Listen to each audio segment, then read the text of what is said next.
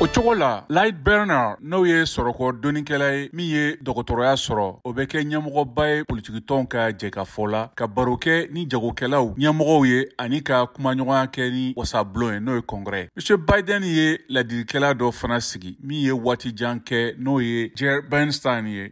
We're really glad to have him here again, and Jared, I welcome you back to the podium. Ka kɛ fangabɔnda White House Council of Economic Advisor n'o ye kankɔrɔ sigi sɔrɔko jamakulu fangabɔnda la. Brainard ni Bernstein tun bena jɔyɔrɔba ta waati gɛlɛn na Ameriki sɔrɔko la. Baarakɛbaliya hakɛ bɛ ka surunya a hakɛ dɔgɔyalen b'a la san 54 kɔnɔ. Nga nafolo sɔrɔbaliya bɛ ka caya hali bi wa a bɛ ka dɛmɛ dɔn ka siran bila nafolo sɔrɔbaliya nata la.